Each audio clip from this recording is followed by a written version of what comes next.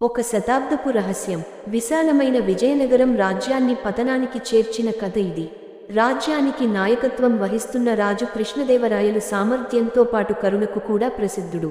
అయితే ఆయన రాజ్యానికి ఒక పెద్ద శత్రువు ఉన్నాడు, అజ్ఞాతయోధుడు.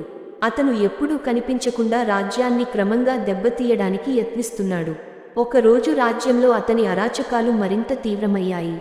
బంగారు నిధులు, అనేక శక్తివంతమైన ఆయుధాలు, రాజభవనం నిఘా పత్రాలు అన్నీ ఒక్క రాత్రిలో కనిపించకుండా పోయాయి.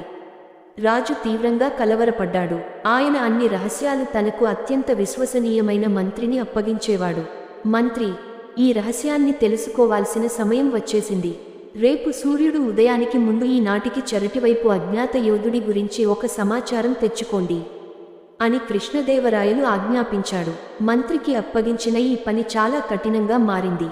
ఆయన రహస్యంగా తన వేటను ప్రారంభించాడు.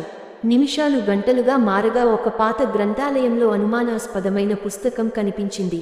పుస్తకం పై పేజీలో రాజ్యం కోసమే ప్రాణత్యాగం అని రాసి ఉంది. కాని పుస్తకం తెరవగానే అందులో గోప్యంగా దాచిన ఒక సందేశం, శత్రువు రాజభవనం లోపలే ఉంది అని తెలిపింది. వెంటనే మంత్రికి ఆశ్చర్యం కలిగింది.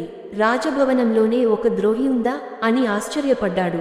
మరుసటి రాత్రి దొంగని పట్టుకోవడానికి కట్టుదిట్టమైన పథకం వేస్తున్నప్పుడు మంత్రిని రాజు వ్యక్తిగతంగా ఆహ్వానించాడు.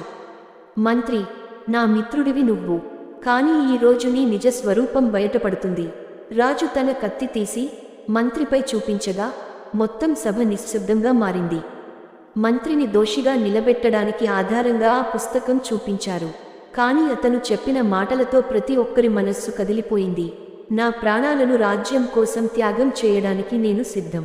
కానీ శత్రువు నేననేది నిజం కాదు. మీ పక్కనే ఉన్న మీ గురువు రహస్యంగా విశ్వాసాన్ని చంపుతున్నారు.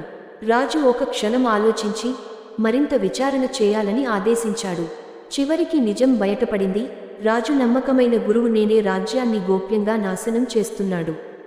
గురువు నుండి అజ్ఞాత యోధుని రూపం బయటపడినప్పుడు రాజు ఒంటరితనంతో చలించిపోయాడు. ఈ కథ చివరికి ఒక విషయానికి నేర్పింది: నమ్మకం పెట్టుకునేవారినే మరోసారి పరీక్షించాలి.